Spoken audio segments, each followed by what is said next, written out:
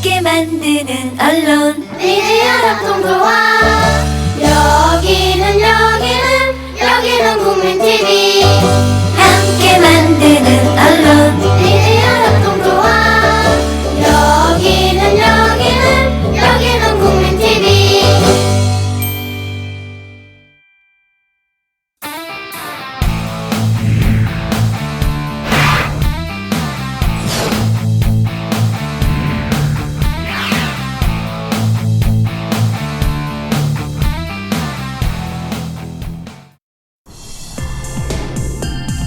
웃어 더 건강하게 안전하고 더 나은 미래가 있는 곳 있어고 싶은 곳 성남시 오래오래 살고 싶은 여기는 시민이 행복한 성남시.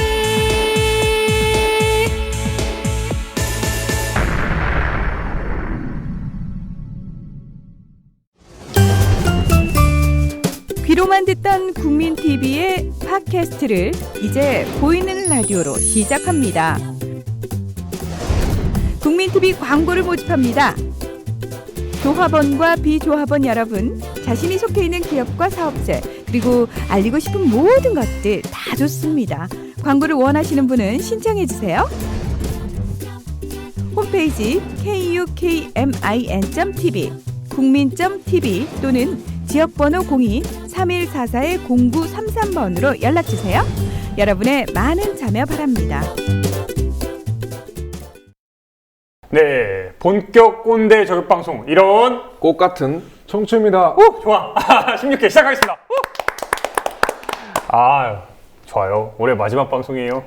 벌써 그렇게 됐습니다. 예. 네. 저희가 8월에 시작했는데 9월에 시작했는데. 8월에 우리 이야기가 준비를 했었죠. 그렇죠. 저 고난의 행군이었던 것 같아요. 항상 말씀드리지만. 일단 오늘은 지난 시간에 이야기 예고한 대로 오늘은 꼰대 어워즈를 진행을 할게요. 원래 우리가 이번 시간에 꼰대 어워즈와 청춘 베스트를 같이 하기로 했는데 준비를 하다 보니까 이거는 한 시간에 할 수 없는 분량이죠. 그러다 보니까 오늘은 좀 더 꼰대 집중을 하기로 했습니다. 예, 우리 나름 방송이니까 연말 분위기를 내려고 연말 특집으로 시상식을 준비한 거겠죠. 그렇죠. 예. 네, 시상식. 이거 1등에 당첨되면 어떻게 되는 건가요? 1등에 뭐 되면? 솔직히 친서, 우리 장작가 책과 우리 조서방 책에 친서를 써가지고 그 꼰대들에게 전달하고 싶은데 이재명 시장님도 리스퍼스가 없어가지고 살짝 삐지려고 하는데 과연 이분들을 볼까요? 네. 아니 그 트윗 좀 날려요. 그럼 이재명 시장님이 안 해주겠어요?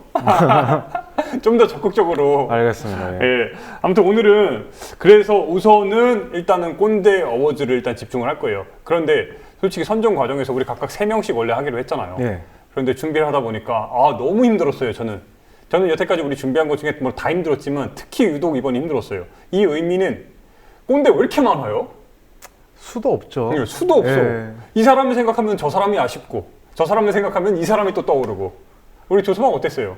저도 뭐 원체 많기도 했지만 네. 또 좀 제가 얘기를 했을 때 인지도 있는 유명인이어야지 좀 제 얘기가 쉽게 전달이 되잖아요. 그래서 그러다 보니까 좀 어떻게 보면 빤한 사람들, 조금 너무 많이 얘기했던 사람들이 들어왔을 수도 있지만, 그리고 하지만 그 후보굴이 넓었던 만큼 또 순위에는 못 들지 못했지만 또 얘기할 꼰대들이 많이 있는 것 같습니다. 그렇죠. 저는 뭐 고르는데 그렇게 어렵지 않았던 게 우선 뭐 한 명 있었고 네. 여기 한 명, 여기 한 명 이렇게 참나 이 사람 봐라. 네.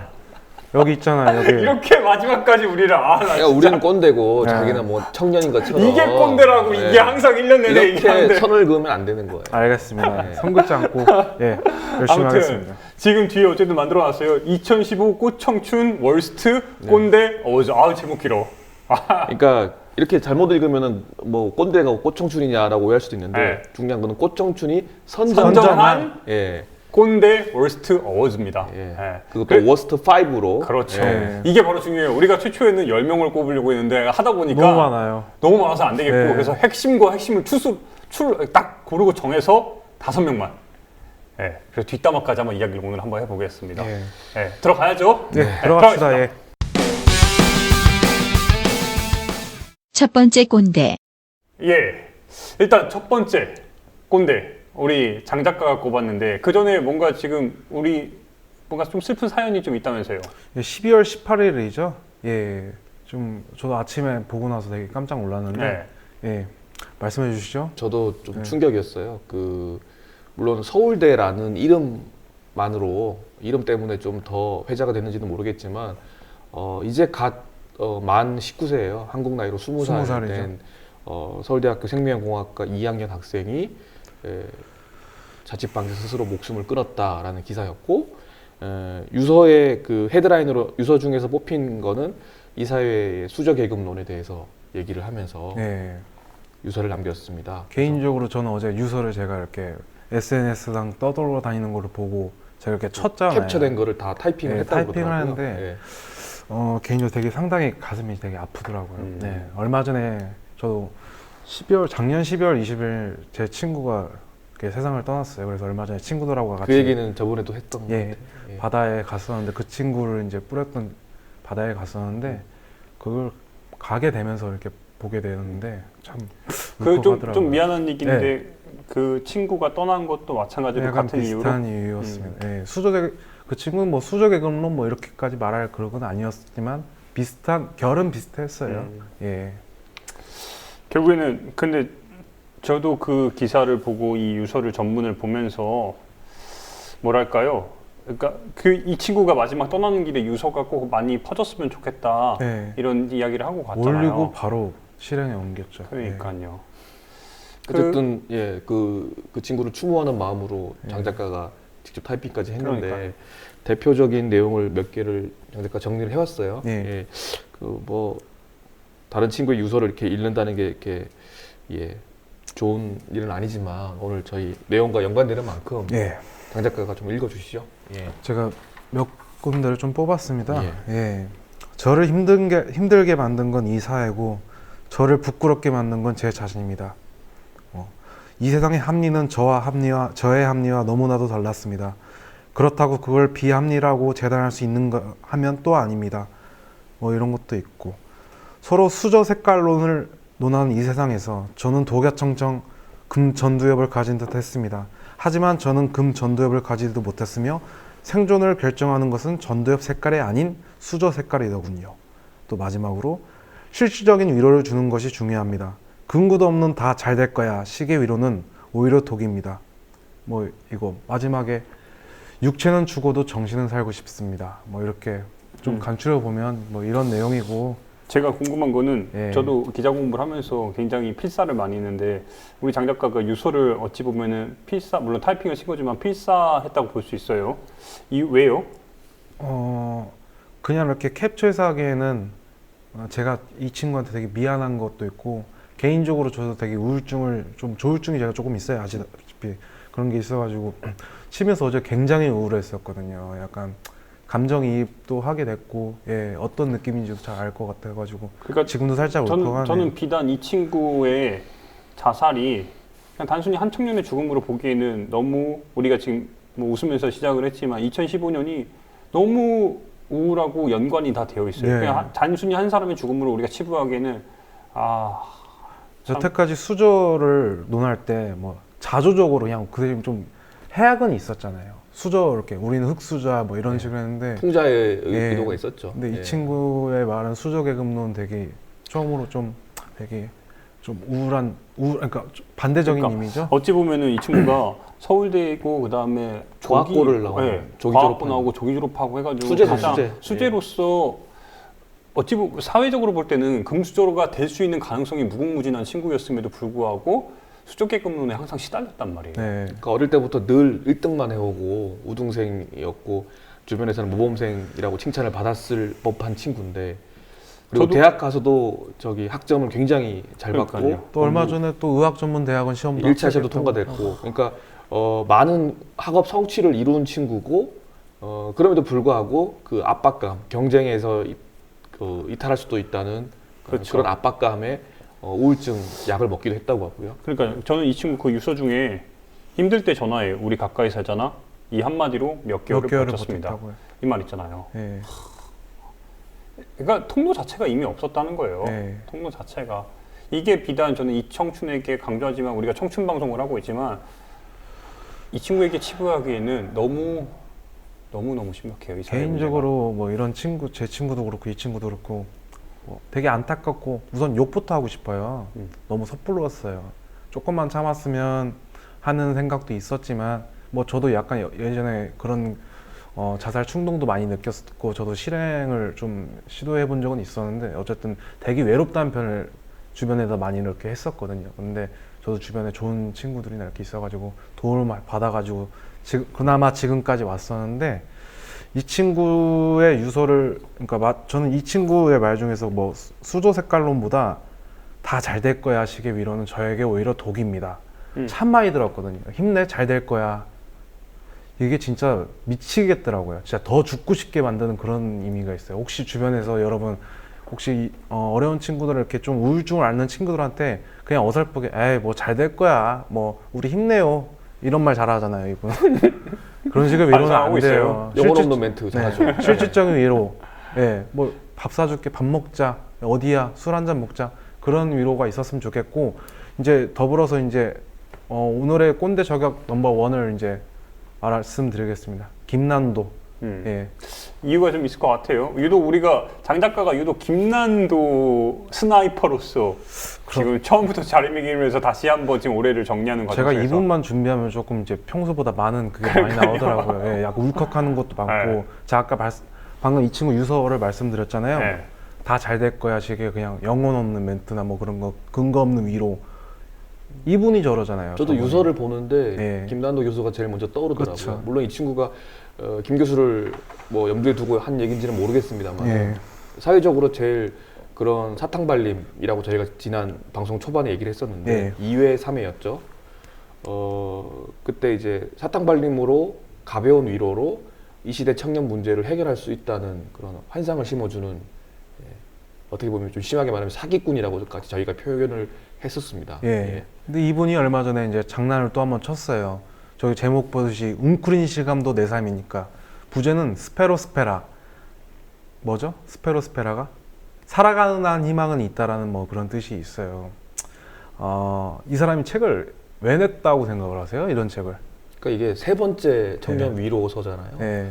솔직히 말씀드리면 첫 번째는 워낙 트렌드에 뭐 예민한 사람이고 자기 수준에서 자기 인생 경험에서 위로서를 낼 수 있다고 생각을 했었어요. 네.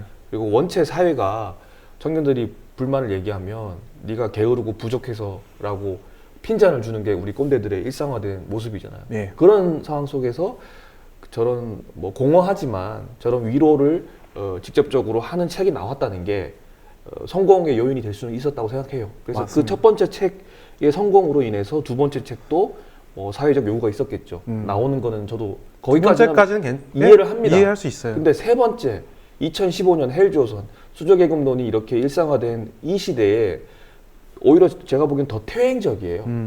1권, 2권보다 더 퇴행적인 저런 위로를 가지고 세 번째 책을 가지고 나왔습니다. 이번에는 정말 못 참겠더라고요. 예. 그러니까 지금 보면은 출판사가 오우아라는 출판사예요. 첫 번째, 두 번째 책 세멘 출판사가 파커스. 세멘파커스였잖아요.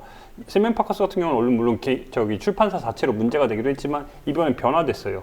이 출판사가 출판 의뢰를 했겠죠? 근데 다 김난도 자기가 책들만 그렇죠. 못 견딘 거예요. 그러니까 그 유혹에 대해서 본인도 알아요. 트렌드를 연구하는 사람인데 왜 몰라요. 그런데 내가 성공의 맛을 봤으니까 똑같은 흐름으로 내보내면은 다시 한번 될 거라는 이게 더 저는 괘씸하다고 보는 거예요. 이 사람이 문제점은 아시다시피 실질적인 위로가 없잖아요. 근데 웅크린 시감도 내 삶이니까 처음 이렇게 책을 조금 봤어요. 사서 보진 않았고 돈 아까우니까. 어떻게 참았어요? 어쨌든 그랬는데 네. 88세대를 위한 책을 썼다고 자기가 이렇게 표현을 했어요. 근데 그거부터가 우선 문제가 있는 거죠. 말도 안 되는 게 88이 뭐예요? 88세대가 뭐예요? 어쨌든 사회적인 문제를 나타내는 그 얘기가 건데. 나온 게 언젠데 지금 그걸 그러니까요. 얘기를 하고 있어요. 네. 아유, 참. 근데 이 사람이 이제 1편하고 2편에서는 이제 그러니까 위로만 있었지 뭐 사회적인 메시지 그런 건 없었는데 어설프게 그런 건 있어요. 이제 그걸 이제 욕들 하도 많이 먹어가지고 어설프게 투표나 하세요, 여러분. 그냥 그런 거, 딱 그 정도. 그냥 페이스북에서 투표하세요 쓰는 것 같이 영혼 없는 그냥 그런 거. 그 다음에 또 얼마 전에 무슨 인터뷰가 있었죠? 말씀해 주시겠어요? 지승호 씨인가요? 예. 인터뷰어가 더 인터뷰라는. 그 시리즈 인터뷰에서 어떤 요즘 청년 문제는 사실 사회 경제적인 이 구조적인 문제인데 그런 문제들에 대한 지적이나 언급이나 그리고 그런 차원에서의 청년들에 대한 어떤 근본적인 해결책 제시 이런 것들은 김 교수가 안 하냐고 질문을 했었죠. 네. 근데 이제 김 교수가 뭐라고 대답을 했었나요? 자기는 정치적 문제나 뭐 그런 거에 대해서는 잘 모르는 사람이라 빠지고 싶습니다. 뭐 이런 식으로 그냥 아몰랑식의 그런 아몰랑식으로 그냥 말하는 거죠. 결국에 외부라는 것도 모르겠어요. 결국에는 진짜 자기가 나서야 될 문제에 있어서는 자기가 정작 직접 막다뜨려야 될 문제에 네. 대해서는 방관하고 내 문제 아니라는 식으로 거리두기 하고 근데 실제 전혀 자격도 안 되는데 나서가지고 그 문제에 대해서 마치 나서서 해결하는 해결사 구루인 척하고 멘토. 이런 것들이 진짜 멘토인 척하고 그게 바로 문제인 거예요. 이 사람이 지금 이번에 이 책 내고 나서 평점이 1.2 막 이렇게 맞아요. 되나요? 완전 저는 이게 밑바닥 바로 쳤어요. 핵심이라고 이제 안 봐요. 통하는 네. 거죠. 네. 예. 정말 사람들이 이젠 보지도 않을 뿐더러 댓글을 달아오는데 그 평점 낮추러 댓글을 사람들이 공격하러 오는 거예요. 이 트렌드를 만지는 사람이 트렌드를 연구한다는 사람이 왜 이렇게 병신 같아요? 이게 이제 자가당착에 빠진 거죠. 네. 어쨌든 이제 사회적 문제도 이 사람이 어설프게 지적했으니까 저는 차라리 이 사람이 마지막 책을 한 권 더 냈으면 좋겠어요. 어떤 책이요? 결자해지는 해야죠. 예. 이제 대안을 줘야 실질적인 위로. 실질적인 위로가 필요해요. 이 사람 여기서 끝내면 안 될 것 같아요. 한 번 더 내야 된다고 생각해요. 개인적으로. 저는 그래서 그럴 능력이 있을까요? 아니요. 그래서 바람은 이제 결자해지를 해야 되잖아요. 네. 김만도가 안 한 가장 큰 게 뭐예요? 행동이에요. 실천이에요. 물론 기대도 안 해요. 기대도 안 하는데 그래도 이렇게까지 하는데 지금 꼰대 지금 월스트 꼰대 월스트 오브 월스트에 지금 뽑히기 직전인데 보여줘야 되는 거 아니에요? 근데 저 제목은 참 잘 줬어요. 가끔 위로가 되더라고요. 저 보니까 웅크린 시간도 내 삶이니까. 정말 외로울 네. 때는 정말 세상에 나 혼자밖에 없을 것 같은 저런 별것 아닌 말도 네. 다가올 때가 있죠. 그러니까 길 잃은 개라는 책을 잘못 지긴 했어요. 제가. 전혀 위로가 안 되니까. 나는 네. 근데 길 잃은 게가 정말 모르겠어요. 이제 저도 장 작가 책을 보면서 나름 참 생각을 많이 했는데 그러니까 장 작가를 모르는 상태에서 보니까 더 좋더라고요. 그러니까 그래요? 몰랐을 때 본 게. 네. 왜냐면은 정말 난 우리 꼬청춘도 그렇고 길 잃은 개도 그렇고 수많은 길 잃은 개들이 수많은 청춘들이 우리를 통해서 뭔가 목소리를 대변하고 했으면 바람이 계속해서 있는 거예요. 이런 거 말고 우리는 실제로 지금 이 시간에 오늘도 지금 밤 10시 다 돼가지고 녹화를 하고 있잖아요. 이유가 뭐예요? 다 일하다가 정말 실질적으로 행동하고 느끼고 그러면서 여기서 온 거잖아요. 이게 울분에 의해서 우리가 뭉친 거죠. 예. 그러니까 그 첫 번째 동력이 됐던 사람이 바로 이분이죠. 저는 이 사람이었어요. 정말 저는 예. 좀 더 논리적으로 얘기하자면 정말 비겁하고 타협적인 인간이다라고 할 수밖에 없는 게 청년들의 고통과 상처를 이용해서 이 세 번째 책도 내면은 자기 주머니 이속을 채울 거라고 기대를 했겠죠. 그 욕망을 아까 김 기자 말대로 못 참았겠죠.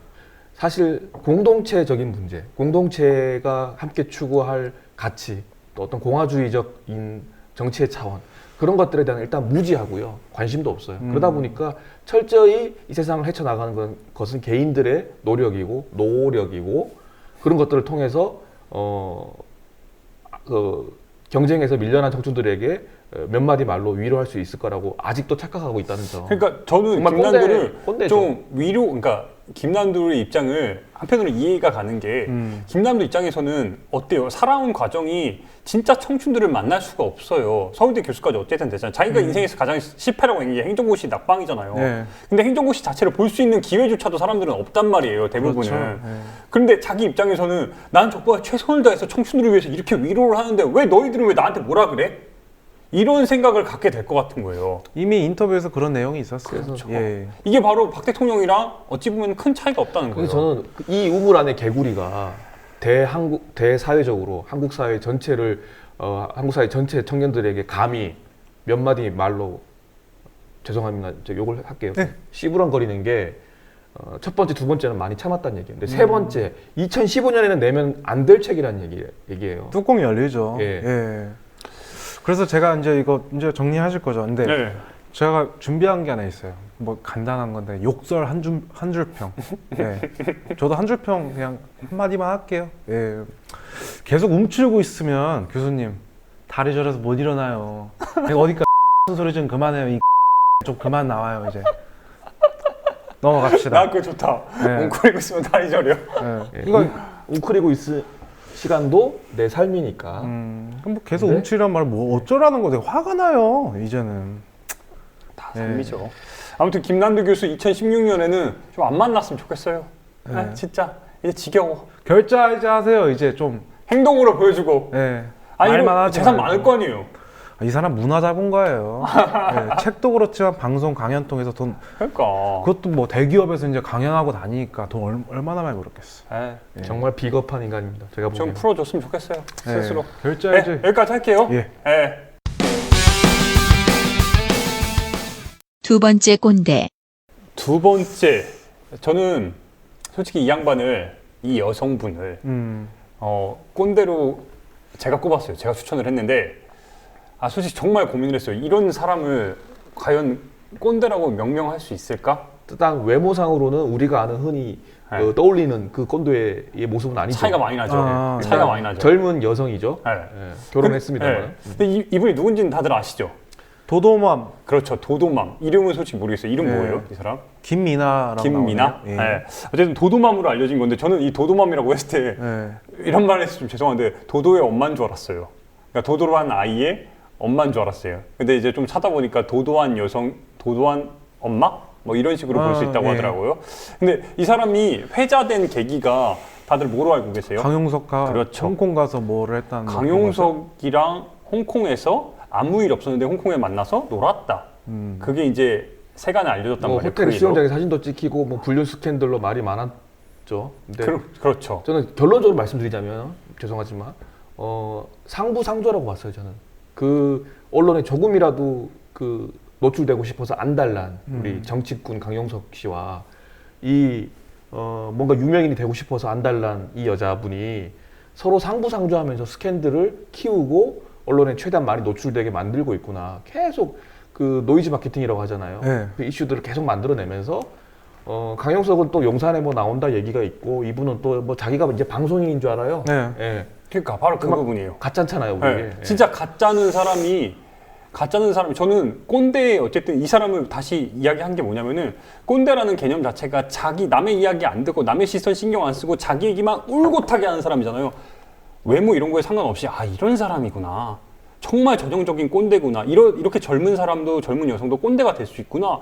정말 적확하게 보여준 예 같아요. 젊은 꼰대. 네. 관종이죠, 관종. 그렇죠. 이런 요즘 말로 하면 관종과 관종의 만남. 그리고 이런 관종들한테 제일 좋은 거는 무관심이에요. 맞아요. 그건데 언론이 같이 부추겨준다는 거예요. 저는 정말 놀라웠던 게 정말 싫었던 게 뭐냐면은 이 사람이 자기 스스로 어디 가서 맨날 소개할 때 하는 말이 파워 블로거라고 얘기를 하고 다녔어요.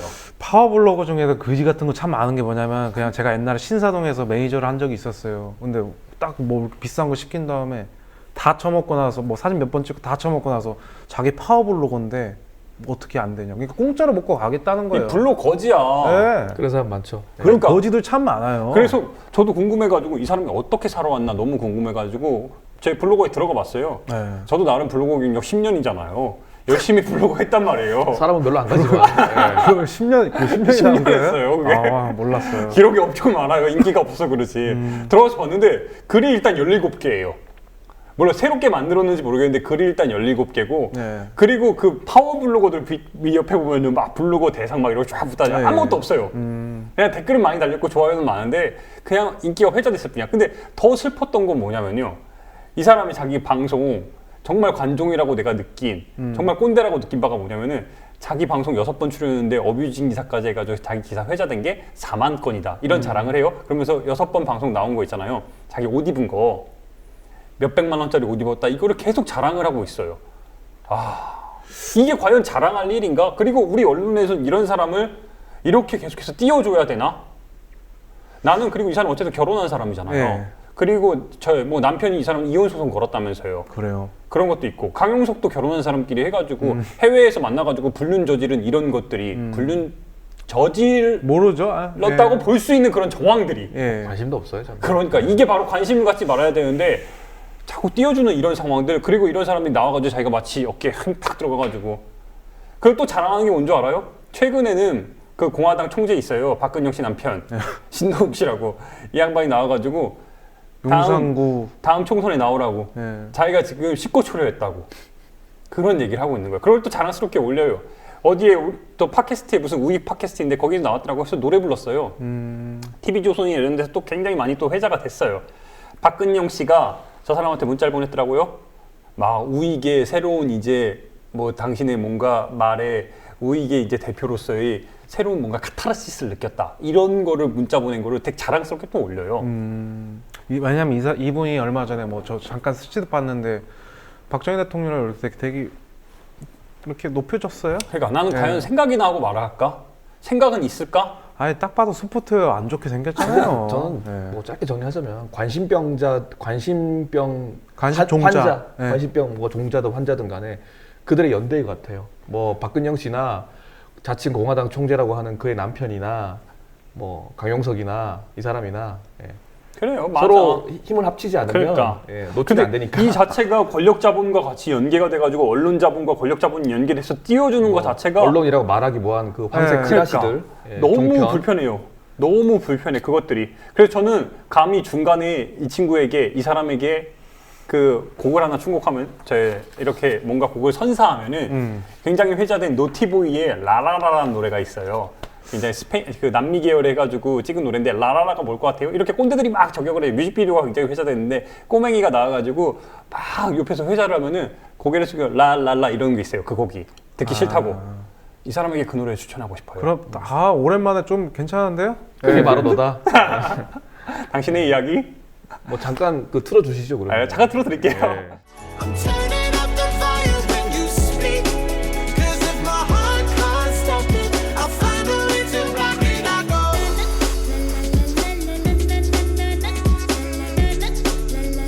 I'll find a way to rock it. I go.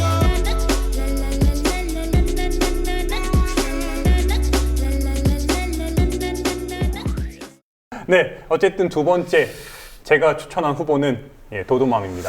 저 욕설 한 주평 할게요. 또? 네, 갑자기 생각났어요. 한 줄평이 재미 들었어요? 네, 한번 계속 네. 밀어볼게요. 여자한테는 욕을 안 할게요. 네. 어쨌든 그냥 도도맘이잖아요. 자기 자녀한테 자식한테도 도도한 엄마가 되길 바라면서 이 정도? 별로 뭐 약하죠? 네. 약했는데 아, 근데 좀 세게 하고 싶은데 그건 이제 또 이건 그러니까 B. 이건 편집을 하는 게 나을 것 같아요. 그냥 B 통으로 해줘요 그냥. 알겠어요. 세 번째 꼰대.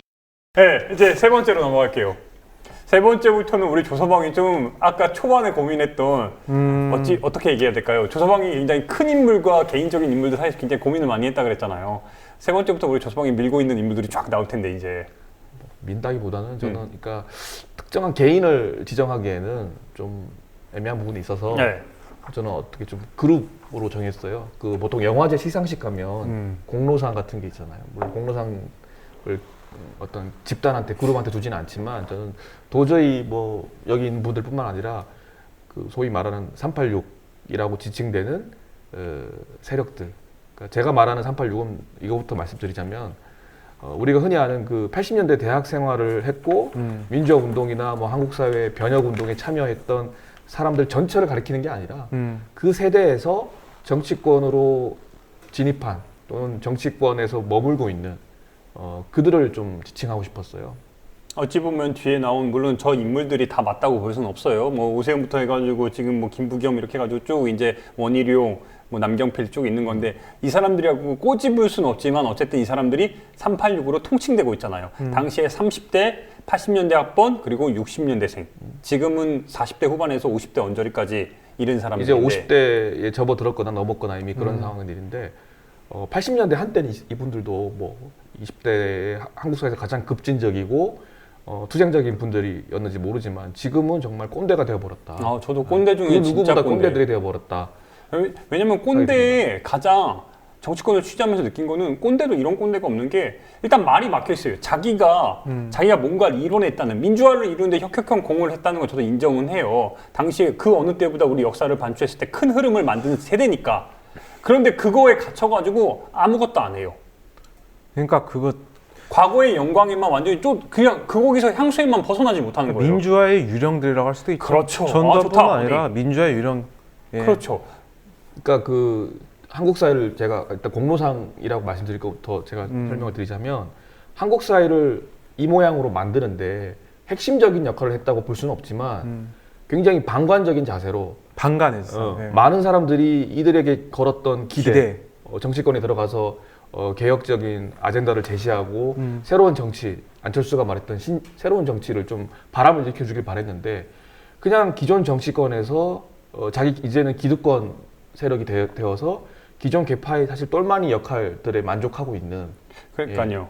그래서 어찌 보면 이제 냉소의 대상이고 무능력의 상징이고 그런 점에서 꼰대들이 아닐 수 없다라는 생각이 들고요. 그러니까 처음에 저도 기억을 해요. DJ랑 YS랑 당시 경쟁할 때 이제 DJ가 굉장히 수요를 많이 했어요. 당시에 DJ가 수요를 많이 해가지고 지난 시간에 우리 장 작가가 이제 뭐라고 한 김민석도 있었고 네. 정말 있었는데 와가지고 얼마나 큰 기대를 받았어요. 그리고 자기들이 뭔가를 해내겠다는 그 의욕이 얼마나 컸어요. 근데 지금은 하나의 정말 개파가 돼가지고 자기들의 이익에서 벗어난 것들에서는 아무것도 안 해요. 아무것도. 제가 몇 분 언급해드리면 2000년이죠. 16대 총선에 대표적으로 이제 전대협 계열에서 많이 그렇죠. 이렇게 픽업이 됐는데 전국 대학생연합. 오영식, 이인영, 임종석, 송영길, 우상호 뭐 지금 우리가 알면 이제 이름은 대충 알고 있는 분들인데 사실 이분들이 정치인으로서 제가 지난주에 말씀드린 안철수 의원 못지않게 정치인으로서 보여준 비전과 정책들이 어떤 게 있는가 생각나는 게 있어요. 모르겠어요. 을지로위원회라고 있긴 해요. 그러니까 나름대로 그거를 하고는 있는데 자기들 모임은 있겠죠. 그렇죠. 그러니까 제대로 안 하고 있다는 거예요. 비단 근데 지금 민주연합에 대해서 이야기를 했지만 새누리당도 마찬가지로 당시에 경쟁적으로 사람들을 수혈을 했단 말이에요. 대표적인 인사가 원희룡이에요. 남경필이고. 근데 아무것도. 그래서 그 민주화 운동 세력이라는 한국 사회에 기여했다는 그런 자부심이 강한 집단이고 그래서 다른 집단에 비해서 연대감도 강해요. 하지만 거기서 끝났다는 거죠. 계속 정치인으로서 변화하고 한국 사회를 관찰하고 소통하고 면밀하게 자기 스스로 변할 마음이 먼저 보여줘야지 정치인으로서 지지를 받을 텐데 이제는 그저 그런 국회의원들로 전락했다는 거죠. 물 빼야죠. 물이 그렇죠. 고여 있으면 바로 썩는 그거예요. 법인데 민주화라는 그 저수지 아래 그냥 계속 그냥 과거의 영광 그냥 자의만 하다가 그냥 그렇죠. 썩어 있는 것 같아요. 실제로 87년에 6월 항쟁 이후에 6.29 선언을 이끌어냈단 말이에요. 그러니까 직선제를 어쨌든 이끈 6.29 선언을 이 사람들이 한 건 아니죠. 그러니까 근데 이 큰 사람들이 흐름 속에서 상징적인 사람들이란 거죠. 역동적으로 예. 나타난 건 사실인데 이미 30년 가까이 됐어요. 근데 30년 동안 이 사람들이 과연 뭘 했냐 이거예요. 30년이라는 기회를 줬잖아요. 물론 자기들은 억울한다고 말할 수 있는데 30년이나 시간이 있었어요. 근데 못했어요. 그냥 자기들끼리 만나면 그냥 소주 한잔 하면서 그냥 그 그렇죠. 얘기만 했을 것 제가 같아요. 봐도 그거예요. 그러니까 자위했고 솔직히 이제 30년이라는 시간을 줬으니까 저는 이 사람들에게 이제 이야기를 하면은 실력이 없어요. 이제 드러난 거예요. 실력이 없으니까 물러나야 돼요. 나가셔야죠. 예. 나가야 돼요. 그래서 제가 다시 한번 고언 아닌 고언을 드리면은 뭐냐. 자기들도 30대에 나왔잖아요. 특히 민주당한테 이야기하고 싶은 건 뭐냐면 청년 비례대표 45세로 45세, 만들었잖아요. 네. 이런 거지 같은 거 다 빼버리고 나가세요. 나가고 20대 요즘에 떠오르는 청년 기수들 있죠. 여기 있잖아요. 만약에 장 작가 같은 사람들 진짜 외로운 늑대로 해가지고 불러내봐요. 슈퍼 정치인 K 이런 거 그건 만들어봐요. 모르겠고 예. 계속 아니 제가 말하고 싶은 거는 대표적인 사람들 몇 명 있어요. 요즘에 회자 들고 있는 용혜인 씨 같은 이런 친구 있잖아요. 예. 얼마나 밝고 좋아요. 그리고 이 친구 지금 지금 검찰에서 소송 건 것만 10건이 넘어요.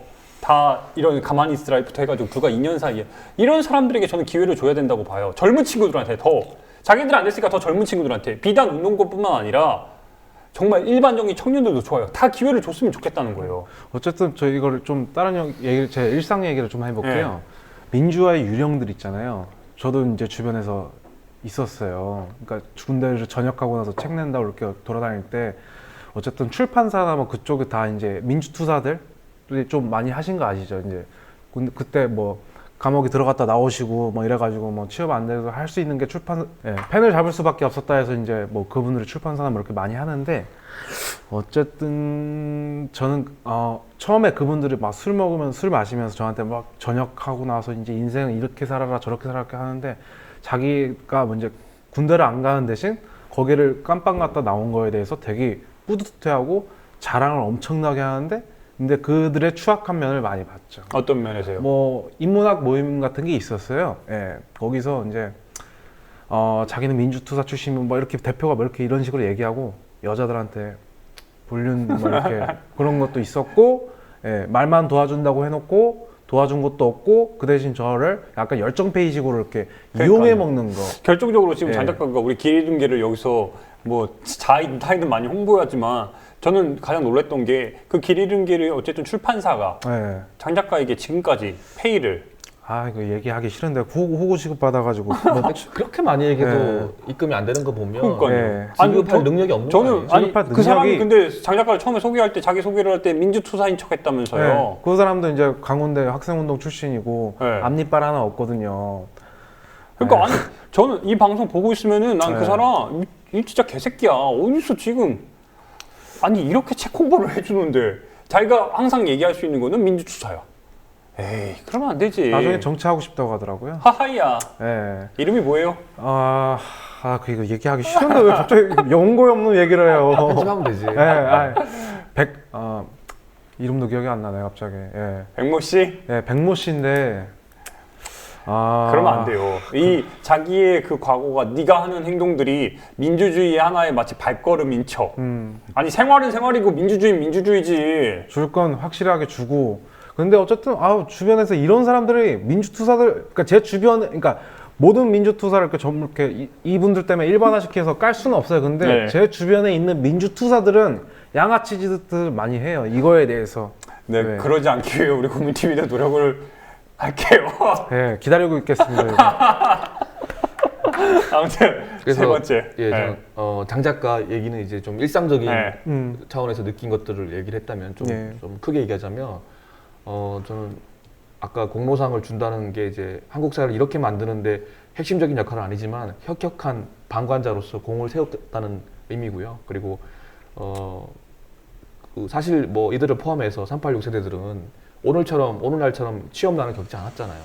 그리고 부동산 붐이나 그렇죠. 입시 지옥이나 사실 이런 것들을 바꿔야 될 새로운 어떤 혁신의 기수들이었어요. 근데 그 기존 체제에 완전히 편입해버리고 그 기득권 세력에 안주했다는 거죠. 부동산, 입시 지옥, 사실 386들이 제일 많이 관심 가졌고 지금도 가지고 있는 문제들이에요.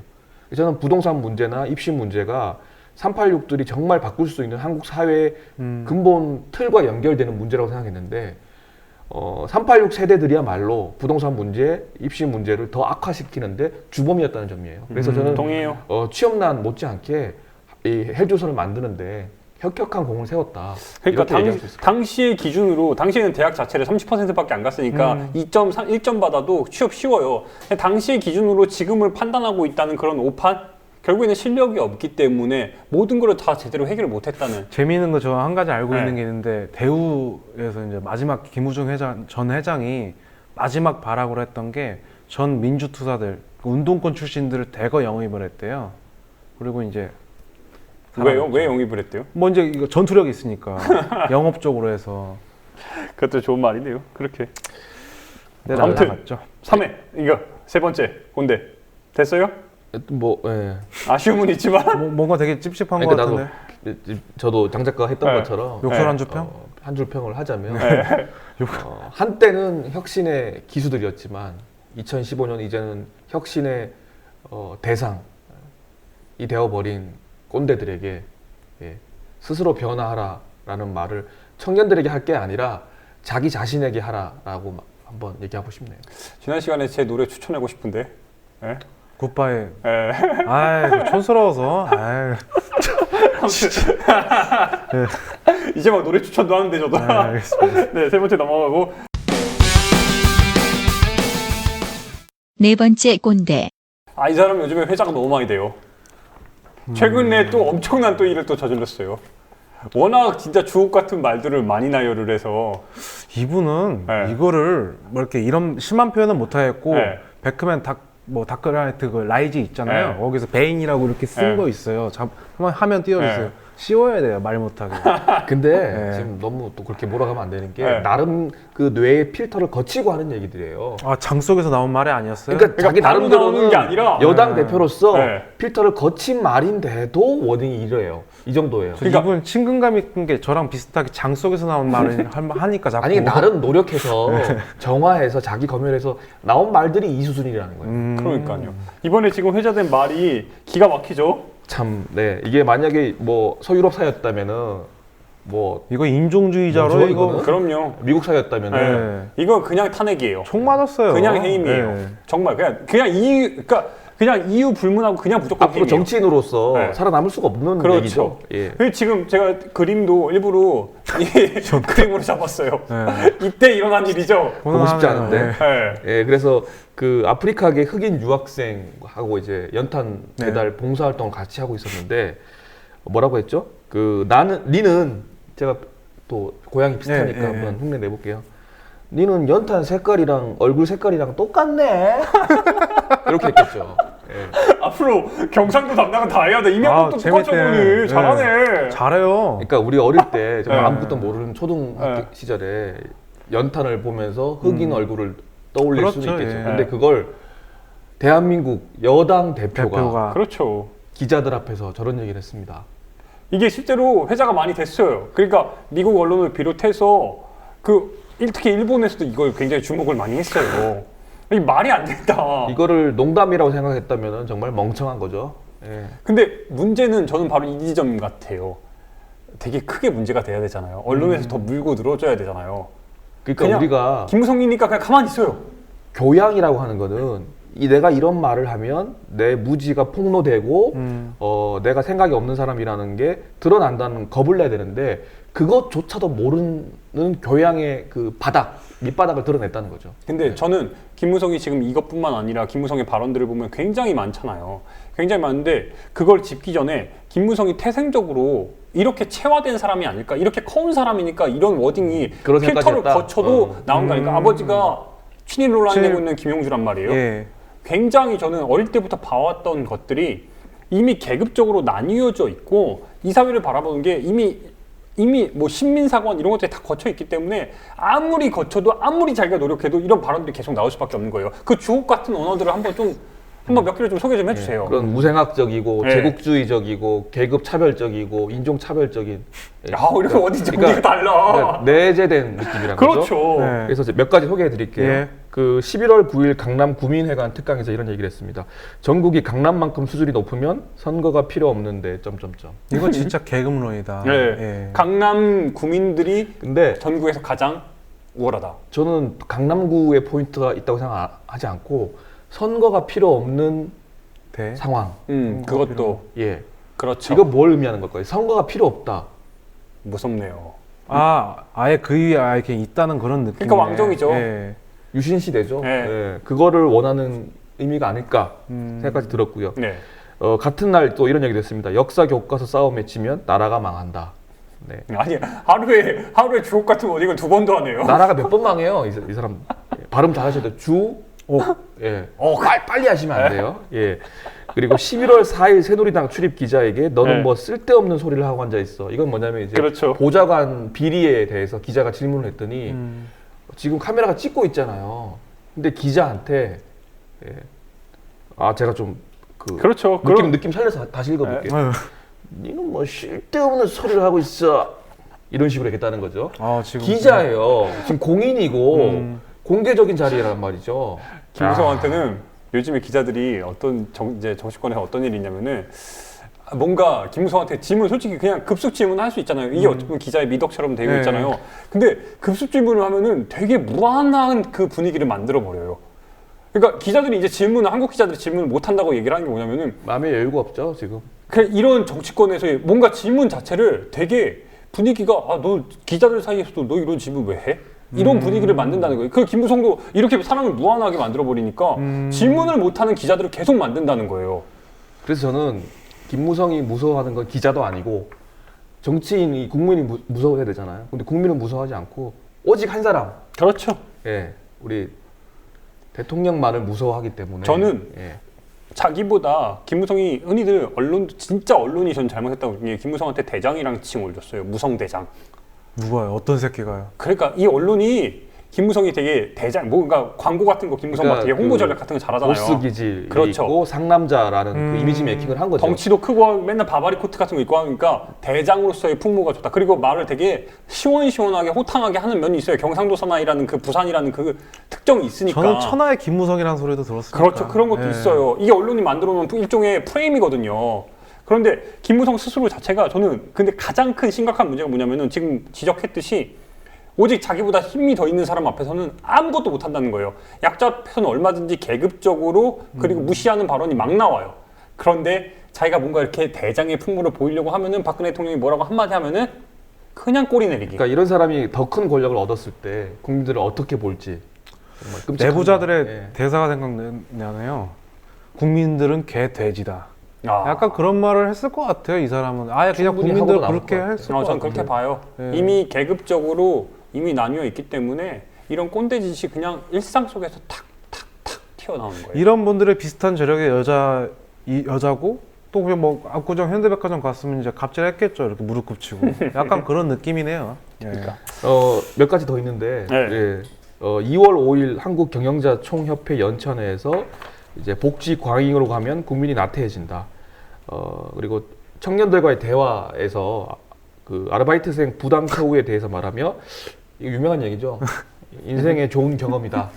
그리고 생각하고 인생의 좋은 경험이라고 생각하고 하여튼 열심히 해야지 방법이 없다. 이 인간은 이게 여러 꼰대, 그러니까 모든 꼰대가 했던 말이 다 들어있네요. 뭐 종합 선물 세트예요. 예, 진짜 예. 그거네요. 그러니까 근데 이게 정치인으로서 청년 알바 지금 부당 처우 문제에 대해서 질문이 들어왔는데 방법이 없다.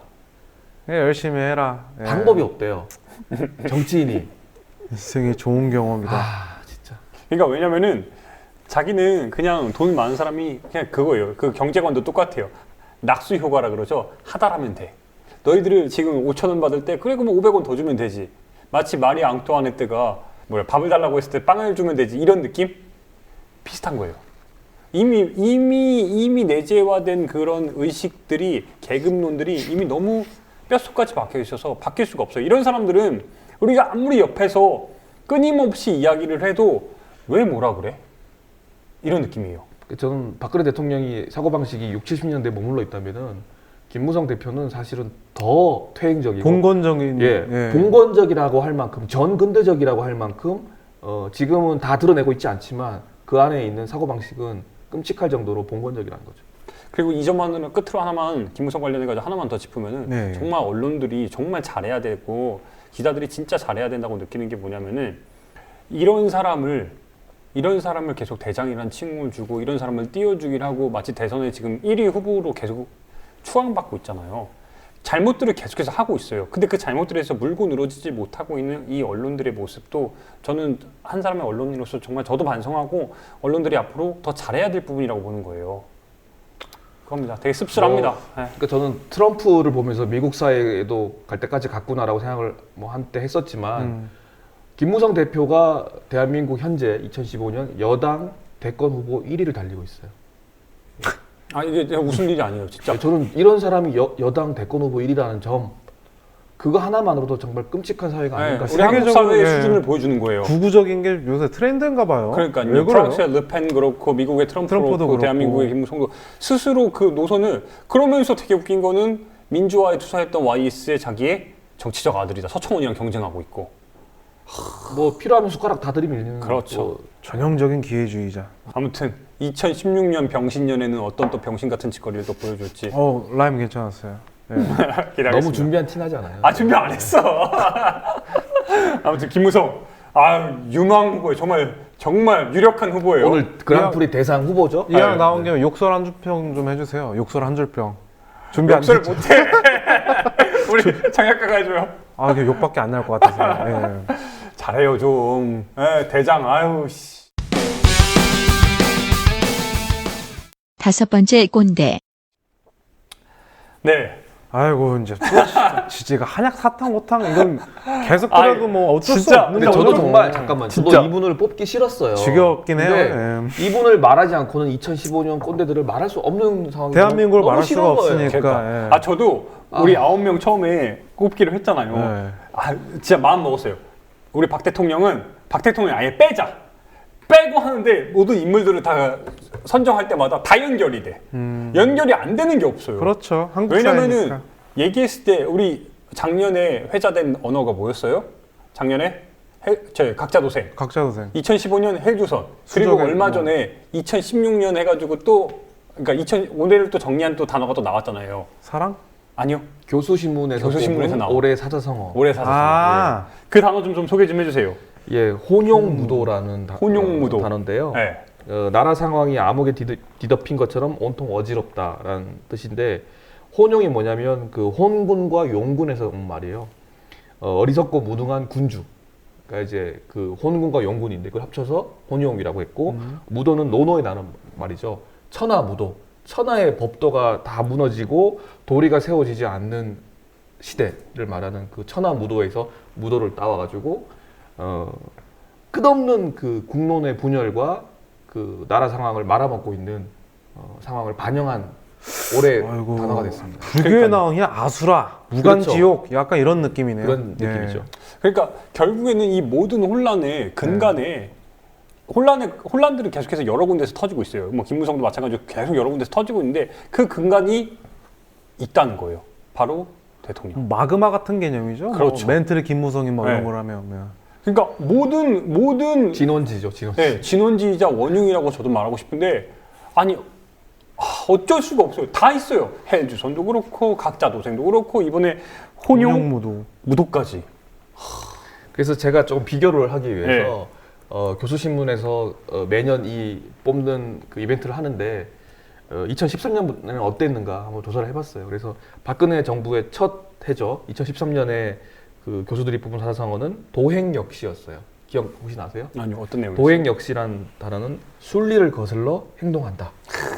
이제 지금 단계를 한번 그렇죠. 생각해보세요. 네. 2013까지 순리를 거슬렀네요. 이 정도였어요. 네. 근데 2014에는 작년에는 뭐였냐면은 지록위마. 이거 지록위마 유명한 뭐 아, 유명했죠. 예. 아시죠? 네. 초안지에 나왔던 사슴을 가리켜 말이라고 일컫는 것을 뜻하는 말로 고의적으로 옳고 그름을 썩고 바꾼다라는 의미였다. 이렇게 네. 나와 있어요. 그러니까 그 도행역시에서 지록이마 이제 혼용무도까지 혼용무도. 왔습니다. 조금 더 구체적으로 되고 있네요. 한국사의 흐름을 보여주고 네, 있죠 지금. 그렇죠. 점점 더 그리고 인식을 볼 수 있어요. 이 나라가 어떻게 느끼고 있는가. 네. 근데 제가 그래서 감히 2016 사자성어를 예언을 드릴까 해요. 좋습니다. 이런 말이 있는지는 모르겠는데 내년에는 아마 패도폐악 패도폐야. 또는 패도난세. 패도난세. 사실 뭐 이렇게 고전에 네. 있는 말은 아닌데요. 제가 만들어봤어요. 그래서 패도 정치의 끝장을 끝장화? 보여주는 끝판왕? 그런 2016 또는 2017이 되지 않을까. 예, 감히 예언을 네. 해봅니다. 정말 재밌게 웃었지만 진짜 이게 현실이 될 것 같은 그런 불안함이 계속해서 정말 피어올라요. 그리고 저는 박근혜 대통령이 가장 큰 문제가 항상 강조하지만 되게 우주 그리고 뭐 사랑. 정말 구체적이지 않고 되게 방관제 자기의 연관이 없는 것처럼 이야기하잖아요. 세월호 문제부터 비롯해가지고 도대체 이 사람이 감정이 있는지 없는지 모르겠어요. 감정은 아주 되게 감수성이 예민할 것 같은데요. 그러니까 네. 항상 다 거리두기를 하면서 내일이 아니냐. 다 그 바라보고 저는 있다는. 이제 유체이탈 화법의 최고봉은 뭐냐면 헌법 위에서 자기가 이제 우리가 사실 그 헌법이라는 그 틀 안에 다 있는 공동체 구성원들이잖아요. 근데 박 대통령 발언을 보면 헌법 위에 있는 헌법 위에 있는 쉽게 말하면은 우리 삼권 분립에 의한 그 정치 체제 자체도 부정하는. 그래서 이제 국회의장도 마음대로 그렇죠. 컨트롤할 이번에. 수가 있고 뭐 여당 원내대표도 마음대로 자를 수도 있고 여당 대표를 좌지우지하고 협박했다가 뭐 타일렀다가 온갖 그러니까 행동을 진짜 다 하잖아요. 그리고 얼마나 뒤끝이 있는지 자기 수첩에 한번 기록되면 끝까지 죽여요. 진짜 뒤끝 있는 살생부. 그러니까 정말 무서워요. 이번에도 지금 솔직히 여당 내에서 가장 반기를 든 사람이 누구예요? 유승민 전 원내대표잖아요. 대구란 말이에요. 대구에서 계속해서 지역구를 정말 강성이에요. 근데 유승민을 떨어뜨리기 위해서 하나하나 자기 청와대의 그 핵심 인물들을 대구로 하나하나 보내고 있어요. 유승민의 그 라인을 부숴버리려고. 뒤끝 있는 분이에요. 얼마나 뒤끝이 있는지. 근데 그래서 그런 뒤끝이나 아까 제가 말씀드린 삼권 분립 위에 군림하는 헌법 위에 군림하는 그런 것들이 다 어린 시절에 청와대에서 보고 듣고 배운 아버지의 통치 방식이라는 거죠. 그러니까요. 네. 그거를 지금 2015년에 재적용하고 있는 거고요. 그게 점점 더 이제는 일상화돼 있어서 우리가 아까 그러니까. 김무성 발언처럼 문제의식도 못 느끼고 있는 거예요. 무뎌진다는 거예요. 그러니까 삼권 분립을 흔들고 있어요 지금. 네. 결국 결국엔 헌법의 기본 질서도 흔들고 있는 상황인데 그러니까 진짜 우려가 다음 총선이 그래서 저는 진짜 내년 4월 총선이 너무너무 중요한 이유예요. 근데 이 진짜 이 민주당 거지 같은 놈들은 아휴 이러고 있으니 근데 유신 시대하고 비교하자면 과도한 충성 경쟁에서 비롯된 거지만 그 당시에는 이 정도로 무능한 장관들이나 청와대 비서진들은 아니었어요. 근데 지금은 그 충성 경쟁조차도 그렇게 일어나지 않고 있는 것 같아요. 그냥 지금 장관들 대부분 뭐 어떻게든 한 자리로 옮겨보려고 그리고 공기업이나 기관장들로 또 나가려고 하고 국회의원 선거 준비하고 있고. 그렇죠. 그리고 인물이 얼마나 없는지 얼마 전에 유일호 국토부 장관이라고 있어요. 이 사람이 얼마 전에 2달 전에 총선을 위해서 그만뒀어요. 그런데 어제 발표한 내용에 따르면은 이번에 경제 그렇죠. 경제부총리 경제부총리로 맞죠. 최경환 후임으로 지금 갔어요. 인물이 얼마나 없으면 돌려막기를 돌려막기면 이번에 회전문 이제 인사를 얼마나 심하게 하는지. 남은 2년을 어떻게 돌려막기를 또 할지는 모르겠는데 제가 뭐 할 얘기 많으시겠지만 마무리를 하기 위해서 데이터를 하나 갖고 왔습니다. 올해 국세청이 발표한 자료인데요. 처음으로 대한민국 역사상 처음으로 국민들에게서 거둔 세금이 200조 원을 넘을 것이라고 전망하고 있습니다. 세금이요. 세금만. 200조 원. 그러니까 GDP랑 비교해 볼 수 있겠죠. 장 작가가 읽기 했을 것 같은데 담배값. 그래서 담배값 담배세 인상이라든가 네. 각종 과태료 뭐 강화라든가 그런 서민 경제를 쥐어짜서 이제 200조를 넘게 됐는데 그렇죠. 저는 이게 진정한 창조 경제의 모범 사례라고 보는 이유가 뭐냐면 우리가 상식적인 차원에서 계속 얘기했던 게 증세 없이는 복지가 그렇죠. 없다였어요. 근데 지금 이제 무슨 상황이 왔냐면은 증세는 있어도 복지는 복지는 없다. 없어요. 또는 복지 없는 증세도 가능하다는 걸 보여주고 있어요. 그렇죠. 이게 창조 경제죠. 그러니까요. 예, 기존 경제학적 복지 정책의 그 패러다임을 바꾸는. 예. 되게 슬프다. 저도 최근에 정말 저 교통법규 위반했지만 위반해가지고 집에 딱지가 왔는데 7만 원이에요. 그냥 제 차선 위반한 거. 너무 이번 정권 들어가지고 계속 너무 많이 딱지가 날라오니까 이제 속도 위반. 피부적으로도 이제 좀 느껴지는 게 좀 있으면 소주값. 네. 예. 이제 그러니까 가게에서도 올라가니까. 당신께서 항상 얘기한 거 있잖아요. 담배값과 소주값 서민 경제에 관련된 것들 오르지 않겠다. 하나도 안 지켜요. 노무현 정부 때 그 관련 발언이 있을 거예요. 아마. 그렇죠. 예. 있죠. 끝까지 안 하겠다는 이런. 근데 예전에 안타깝습니다. 뭐 다른 얘기 다른 얘기 좀 고 김선일 씨 예전에 뭐 그렇게 되셨을 때 그때 노무현 정부에 대해서 비판한 거 있잖아요. 자기 국민도 지키지 못한 사람이 어떻게 대통령이 될 수 있냐. 나쁜 대통령. 그래서 이제 그 박근혜 적은 박근혜다. 그런 것 같아. 박적박이라는 말이 한때 또 유행을 했었어요. 그렇죠. 왜냐하면 자기가 과거 했던 워딩 발언들이 다 자기한테 지금 화살이 돼서 돌아오고 있거든요. 근데 문제는 그 심각성을 모르고 있다는. 국민들이 아무리 10만 명, 20만 명이 거리에 나가지고 외쳐도 세월호 가족들이 외쳐도 남의 일. 그래서 저는 그 김무성 대표에게 환관이라는 수식어를 적절하다고 본다면은 네. 박 대통령은 아몰랑 아몰랑. 끝까지 가지 않을까. 김무성 대표 한간보다 더 재밌는 근데- 밴드 하나 지어주시죠? 환관인데 네. 이 품속에 칼을 숨기고 있는 환관이에요. 그러니까 언제 그 뒤에서 찌를지 모르는. 있잖아요. 딱 있잖아요. 역사 속에서 십상시. 네, 발음 재밌게. 십생시 있잖아요. 십상시. 그렇죠. 네. 재밌는 그림이에요. 그리고 그 혼용 무도를 추천하신 분이 이제 네, 고려대 고려대학교 철학과 교수님이죠. 이승원 교수님인데 네. 그분이 하시는 말씀이 뭐냐면 왜 이 단어를 추천하셨냐 그랬더니 진시황의 아들이 이제 호해죠, 호해.